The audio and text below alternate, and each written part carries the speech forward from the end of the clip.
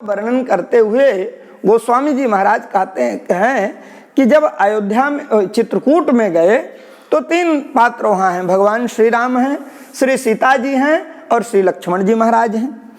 तो लक्ष्मण जी महाराज के लिए कहा गया कि छिन छिन लख सिय राम पद जानी आप पर ने करत न सपनहु लखन चित बंधु मातु पितुगे।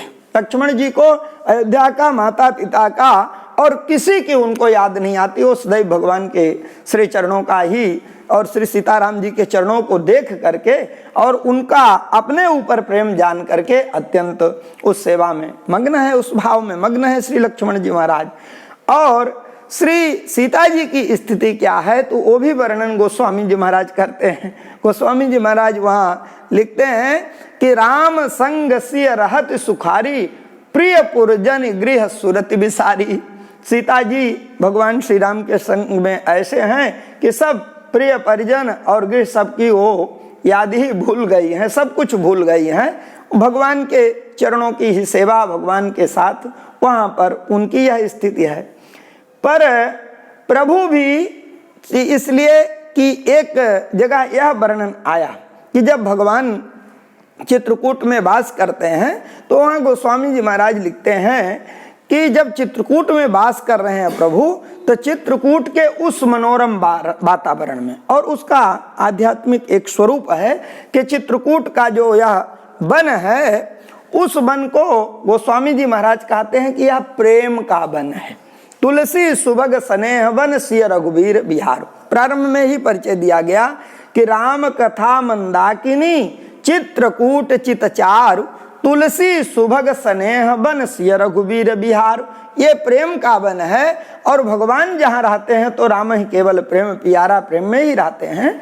तो अब वहाँ पर किसकी याद आती है प्रभु को? प्रभु भी इसलिए कि जब वहाँ निवास करते हैं तो आनंद अवध बिसराई, आनंद की जो सीमा अवध है उसको भी प्रभु भूल गए। पर रामचरितमानस में गोस्वामी जी महाराज लिखते हैं कि भगवान जब चित्रकूट में वास कर रहे हैं तो कभी कभी वो अयोध्या की याद करते हैं और अयोध्या की याद करके क्या करते हैं, गोस्वामी जी महाराज करते हैं कि जब अयोध्या को प्रभु की याद आ जाती है अयोध्या की, तब जब राम अवध सुधि करहीं तब बारी बिलोचन भरहीं। प्रभु के आंखों में अश्रु आ जाते हैं। क्या? सुमेरी मातु पितु परिजन भाई, माता पिता परिजनों को, भाइयों को, सबको याद करके प्रभु एकदम व्यथित हो जाते हैं। करुणा के आंसू तो वहाँ पर चलने लगते हैं और पर वहाँ प्रभु को याद आ जाती है भरत की। भरत की कौन से स्वरूप के? बोले भरत स्नेह शील सेवकाई, भरत के प्रेम की, भरत के शील की और भरत के सेवा की याद प्रभु श्री रामभद्र को आ जाती है वहाँ पर। तो प्रभु भी वहाँ पर भरत जी को याद करते हैं और भरत के प्रेम में इतना निमग्न हो जाते हैं। तो यहाँ पर भी उसी से भगवान श्री राम सदैव भरत जी की जब कथा कहते हैं, जब हनुमान जी से मिलन हुआ, अन्य बंदर हैं, लंका तक की यात्रा प्रभु करते हैं, तो वहाँ नित्य के क्रम में तो श्री हनुमान जी महाराज को लगा कि जिन भरत के गुणों का नित्य गान प्रभु करते हैं, उनके प्रीति में विह्वल हो जाते हैं। वो भरत अयोध्या में है तो हम औषधि लेकर के जा रहे हैं तो उनका भी दर्शन करते चलें। और जैसे ही हनुमान जी महाराज श्री अवध के ऊपर आते हैं, अब इसका विस्तार तो हम आगे दिनों में करेंगे, और अवध के ऊपर आते हैं तो सारे अयोध्या के जो नागरिक हैं सब आधी रात के समय सब सो रहे हैं।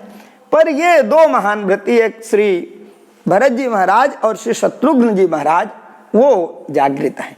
भरत जी अयोध्या की सेवा में संलग्न हैं, नंदीग्राम में रहते हैं। और भरत जी ने देखा कि उनको ऐसा लगा कि जैसे कोई निशाचर इतना बड़ा पर्वत लेकर के कि उधर भगवान श्री राम नहीं है और अयोध्या को पर्वत इस पर डाल दिया जाए तो अयोध्या के नागरिक सब दब के उसमें मर जाएं। तो उन्होंने देखा भरत विशाल अति निश्चर मन अनुमान बिनु फर सायक मारे चाप श्रवण लगितान। तो वहां पर हनुमान जी को भी बाण मार देते हैं और फिर हनुमान जी अयोध्या की भूमि में गिर जाते हैं और फिर दोनों भक्तों का वार्तालाप होता है। फिर हनुमान जी वो पर्वत औषधि लेकर के वहाँ लंका जाते हैं और औषधि सुखेन वैद्य के द्वारा दी जाती है और लक्ष्मण जी महाराज चैतन्य होते हैं। इस प्रसंग का बाद में हम विस्तार करेंगे। पर अब तो लंका कांड में भी भरत जी के नाम के आने की पहले संभावना नहीं थी, तो वहां पर भी यह प्रसंग आया और बाद में भगवान श्री राम भी विभीषण जी से कहते हैं कि बीते अवधि जाओ जो जियत न पावो वीर। और इस प्रकार से और उत्तरकांड में तो रामराज जी की स्थापना ही है, भरत जी की भूमिका ही है। तो उसका कहने का मानो तात्पर्य यही है कि गोस्वामी जी महाराज अपने रामायण की पूर्णता तब मानते हैं